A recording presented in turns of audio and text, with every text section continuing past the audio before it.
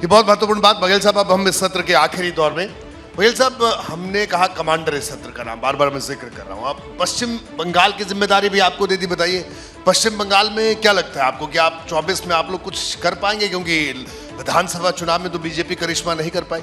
Free and fair election अगर हो जाए पश्चिम बंगाल में, लोगों का भय निकल जाए, तो निश्चित तौर से वहाँ पर भी जो है सरकार भी बन सकती है। लेकिन 3 एमएलए से 70 एमएलए आना, आप लोग ये बहुत कहे कि सरकार नहीं बनाई, लेकिन 70 एमएलए पहुँचना कितने गुना, 33 गुना कोई पार्टी कभी बढ़ी है 5 साल में?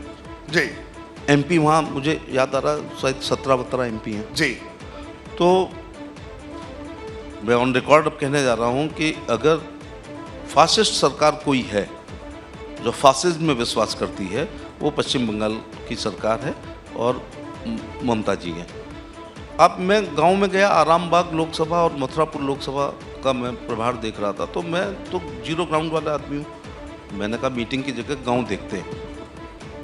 चारों दीवारें कच्ची हैं, छत पर पॉलीथीन है, तो भी प्रधानमंत्री ग्रामीण आवास वहाँ नहीं मिल रहा है।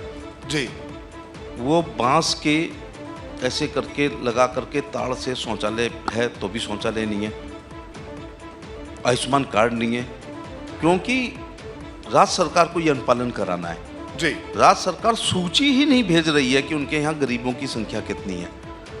मेरी पूरी लोकसभा में आप एक भी मकान चारों दीवारें कच्ची हों और खफरेल हो, आप नहीं देख सकते।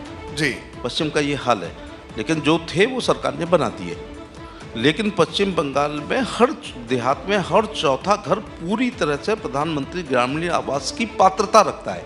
जी। उज्ज्वला की पात्रता रखता है, शौचालय की पात्रता रखता है, आयुष्मान कार्ड की पात्रता रखता है, ई श्रमिक कार्ड की पात्रता रखता है। लेकिन राज्य सरकार इसलिए नहीं बना रही है कि जब आयुष्मान कार्ड से कोई इलाज करके आएगा तो प्रधानमंत्री को आयुष्मान भव कहेगा। जी।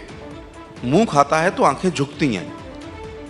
अगर वो छत मिलेगी तो वो सिर झुकाएगा।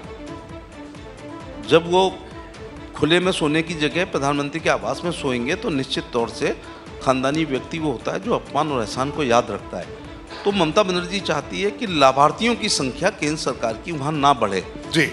उत्तर प्रदेश में आज हमने सरकार बनाई है, क्या केंद्र सरकार की कल्याणकारी योजना उसका बड़ा कारण नहीं है? क्या राज्य सरकार की लाभकारी योजनाएं बड़ा कारण नहीं है? क्या संगठन की मेहनत और उत्तर प्रदेश के मुख्यमंत्री का लॉ एंड ऑर्डर, खासतौर से बुलडोजर, क्या इसका बड़ा योगदान नहीं? आप लॉ एंड ऑर्डर का आप जिक्र करते हैं, बुलडोजर का जिक्र, आपको लगता है कि लॉ एंड ऑर्डर ने उत्तर प्रदेश की तकदीर और तस्वीर पूरी तरह बदल दी है बघेल साहब? देखिए, पिछली सरकार में, पिछली वाली सरकार में कानून व्यवस्था इतनी खराब थी कि बच्चा स्कूल से घर आने जब तक नहीं आ जाता था, माँ दरवाजे पे खड़ी रहती थी। जी। दुकानदार दुकान बंद करके अपने नियत समय से अगर थोड़ा विलम्ब हो जाता था तो पत्नी सोचती थी थैला तो नहीं छिन गया, गोली तो नहीं लग गई। और किसान रात में खेतों में पानी नहीं लगाता था कि अपहरण हो जाएगा तो सीधे फिर खादर में मिलेगा। इस समय योगी आदित्यनाथ का कार्यकाल जैसे गुप्त काल भारत का स्वर्ण युग था, योगी काल उत्तर प्रदेश का स्वर्ण युग है लॉ एंड ऑर्डर के मामले में। जी। तो बुलडोजर, 2 बुलडोजर हैं। एक बुलडोजर से हम लोग सड़कें बना रहे हैं। जी। जिसमें उत्तर प्रदेश की अलग से बता रहा हूँ कि Purvanchal expressway, Bundelkhand expressway, Ganga expressway, Ballia expressway link road, Gorakhpur expressway link road, ये बन रहे हैं। स्मार्ट सिटी तमाम है, मेट्रो आगरा में भी शुरू हो रही है। तो इस बुलडोजर से निर्माण हो रहा है। और दूसरे बुलडोजर से जिन लोगों का ना संबंध में, ना वारंट में, ना अदालत में, ना आगरा विकास प्राधिकरण में, ना केडीए में, ना जीडीए में विश्वास है, जिन्होंने अकूत संपत्ति पैदा कर रखी है और बिना नक्शे के मकान बना रखे हैं, दूसरा बुलडोजर उस पर चलता है। मुझे लगता है 1800 करोड़ रुपए की संपत्तियां जब्त की गई हैं। जी।